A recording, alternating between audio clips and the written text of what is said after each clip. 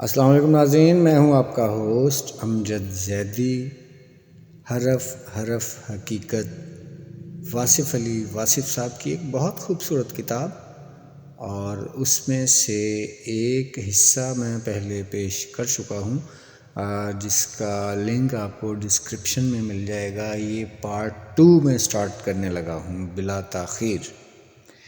کہتے ہیں ہم اپنے بزرگوں سے ان کی زندگی کے حالات سنتے ہیں، اپنے بچوں کو اپنے زمانے کا ذکر سناتے ہیں، اور جب بچے اپنا حال سنانے کے قابل ہوتے ہیں ہم سماج سے محروم ہو چکے ہوتے ہیں۔ ہم قلیل عرصہ کے لیے یہاں ہیں اور یہاں کا کاروبار ایک طویل سلسلہ ہے۔ نتیجہ یہ ہوتا ہے کہ ہم راستے میں ہی غائب ہو جاتے ہیں۔ کوئی شخص یہ داستان مکمل نہیں کر سکا، کبھی آغاز رہ گیا اور کبھی انجام۔ کچھ گلے شکوے شکایتیں، کچھ خشک و تر یادیں رہ جاتی ہیں، باقی کچھ بھی تو نہیں رہتا۔ زندگی ہمارے استقبال میں کھڑی تھی، ہم خود کو ایک نہایت ہی اہم فرد سمجھتے ہیں۔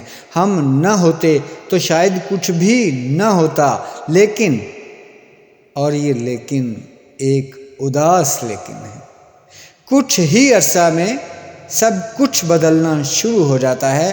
ہم پر برسنے والے پیار کے بادل بے اعتنائی کی آندھی سے اڑ جاتے ہیں، ہمارے سروں سے محبت کی چادر اتر جاتی ہے، محبت کرنے والے نہیں رہتے، ہماری خوشیاں ہمارے غم بننا شروع ہو جاتی ہیں، ہماری خوشیاں ہمارے غم بننا شروع ہو جاتی ہیں۔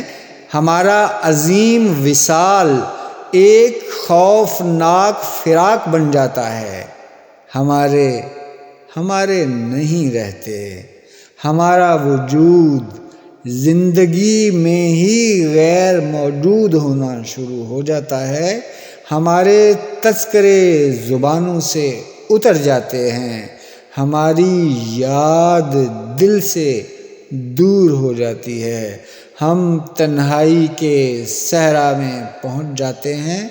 اپنوں کے پاس اپنوں کے بارے میں سوچنے کا وقت نہیں ہوتا، ہماری محبت ہماری آزمائش بن جاتی ہے۔ تو آج کے لیے اتنا ہی، یہیں سے سٹارٹ کروں گا، بہت لطف آئے گا آپ کو انشاءاللہ۔